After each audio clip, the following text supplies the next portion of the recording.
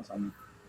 पहलवान जी, जिस तरह से जो बजरंग पुनिया ने पद्म श्री अवार्ड है, सर्वोच्च देश का पदक होता है, सम्मान होता है, वो वापस किया प्रधानमंत्री के आवास के बाद, किस तरह देखते हैं इसे पूरी? सभी को नमस्कार। देखिए, ये बड़ी दुखद है।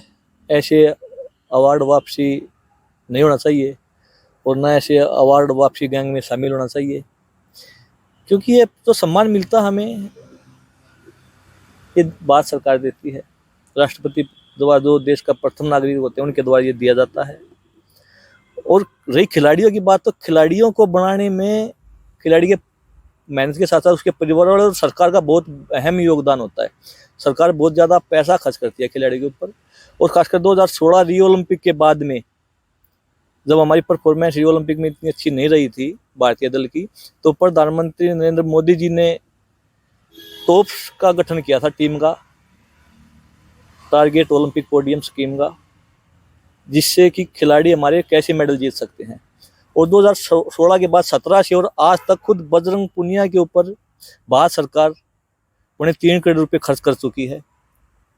ये सम्मान पाने के लिए जो मेहनत की है, तो ये भारत सरकार की मेहनत है, परिवार वाले को भी और देशवासियों का भी प्यार है। उससे अलग फेडरेशन और टाटा का जो कॉन्ट्रैक्ट हुआ था, टाटा की तरफ से लगभग 3 करोड़ रुपए खर्च हुए हैं। इन 2017 और 18 के से आज तक ये जो 5-6 साल में लगभग 6 करोड़ रुपए एक खिलाड़ी के ऊपर खर्च हुए हैं, बजरंग पुनिया के ऊपर।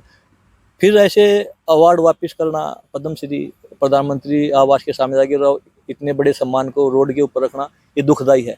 फेडरेशन के चुनाव हो चुके हैं, उसमें 2 आदमी इनके खुद के हैं, प्रेमचंद लोचब जो IRS हैं और रेलवे के अधिकारी हैं, Devendra Kadyan senior vice president, जो नाम इन पहलवानों ने दिए थे। इन्होंने शायद 4 या 5 नाम दिए थे सरकार को कि हमारे इनमें से हमारे आदमी होने चाहिए, तो 2 आदमी एडजस्ट किए गए हैं। अगर आप वैसे देखोगे, लोकतंत्र के तहत देखोगे, तो ऐसा नहीं हो सकता, क्योंकि पर इनकी बात मानी गई थी, सरकार ने इनकी बात मानी है, इनके लोगों को एडजस्ट करवाया है। और ये चाहते हैं कि भाई फेडरेशन, पूरी फेडरेशन में इनका कब्जा हो, तो बिल्कुल गलत है। जो इससे अलग इनकी लड़ाई है वो कोर्ट में है। किसी ने कुछ गलत किया तो उसको उसकी सजा मिलेगी, और मिलनी भी चाहिए। दूध का दूध और पानी का पानी होना चाहिए, वो चीज़ अलग है। वो फेडरेशन है, ये 11 महीने बाद भारतीय कुश्ती को दोबारा से नई टीम मिली है। हमें उम्मीद करनी चाहिए कि अच्छा हो, फिर से कुछ गलत ना हो। और पिछले 10-12 साल में हमारी परफॉर्मेंस कुश्ती की देखो तो बहुत अच्छी रही है। उसमें फेडरेशन और सरकार और टाटा मोटर्स जितने भी हैं, तो उनका योगदान तो रहा है, तभी तो हमारे इतने मेडल आए हैं।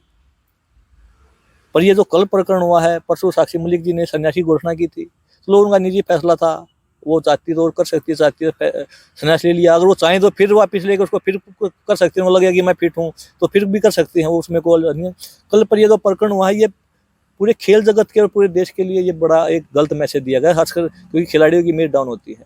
अगर कोई वैसे सामाजिक सेवा करके किसी को पद्म श्री मिलता तो उसकी खुद की मेहनत होती है। कोई लोगों को, गरीब लोगों को खाना खिलाता है, जैसे आप पत्रकारिता करते हो, कोई फिल्मी जगत से, तो उसकी खुद की मेहनत होती है। फिर खिलाड़ी को बनाने में तो सरकार का भी बहुत ज़्यादा अहम योगदान होता है।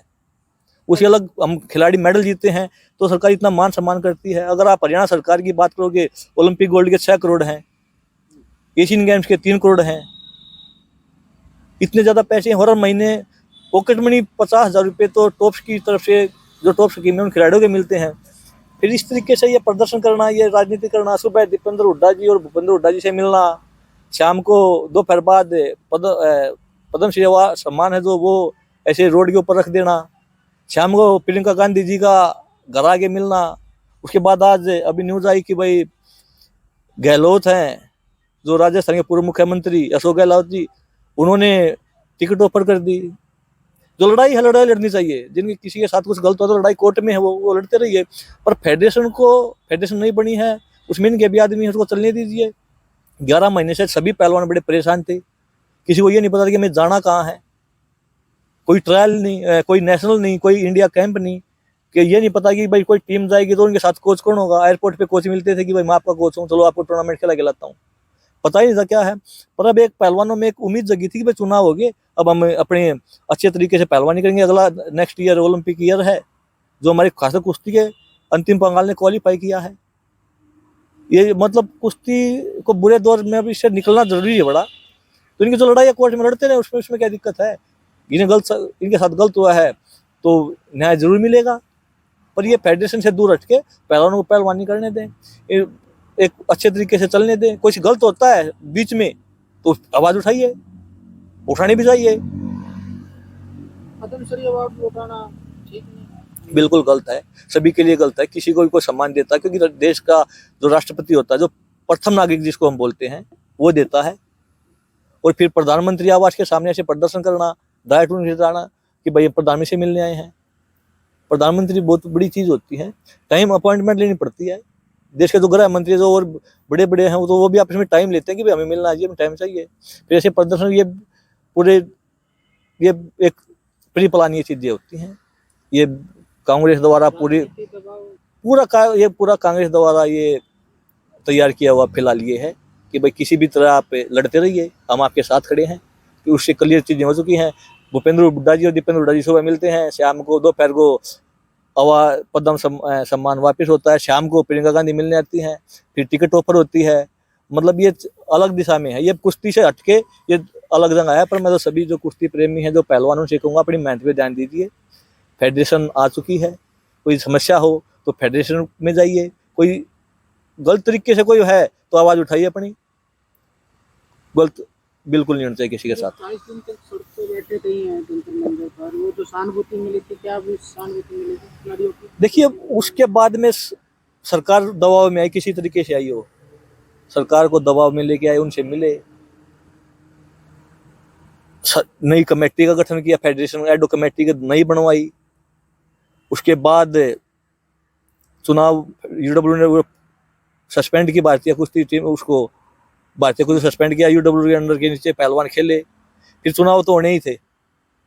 अब ये इस तरीके से वो उसी टाइम पे भी अगर आप देखोगे, उस 40 दिन के दौरान भी वहाँ पे किस तरीके से नारे लगते थे। वहाँ पे वामपंथी लोग भी, जो देश को तोड़ने वाले लोग भी आए हैं इनके बीच में, जहाँ पे ये बोलेगा कि मोदी तेरी कब्र खुदेगी, योगी तेरी कब्र खुदेगी। वो इनके बीच में तो वो चीज़ आई है ना, इन्होंने बेशक उस चीज़ में ये इन्वॉल्व नहीं थे, पर इनके साथ में तो लोग लगे ना।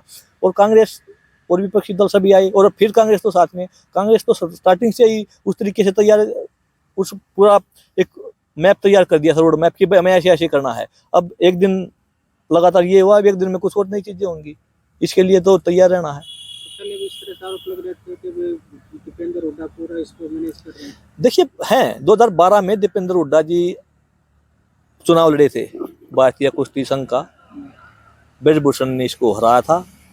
उसके बाद लगातार ये 8-10 साल हरियाणा के अध्यक्ष रहे। अभी शायद 1 साल पहले इनको अध्यक्ष पद से हटाया था। उसके बाद से इन्होंने तैयारी कर ली थी कि भाई हमें क्या करना है, और वहाँ पे पहलवानों को मोहरा बनाया, कुश्ती को बदनाम कर दिया। यौन शोषण का जो आरोप लगे हैं, उसकी किसी ने कुछ गलत किया, मैं फिर बोलता हूँ कि उसका इंसाफ मिलना चाहिए। कोर्ट में केस है, उसके बारे में हम कुछ नहीं बोल सकते कि भाई क्या है क्या नहीं है, क्योंकि जो चीज़ें माननीय न्यायालय के पास हैं तो वो उसका फैसला उसी करना है। पर ये पूरा ये राजनीतिक है ये, और पहले ये राजनीतिक रूप ले चुका था।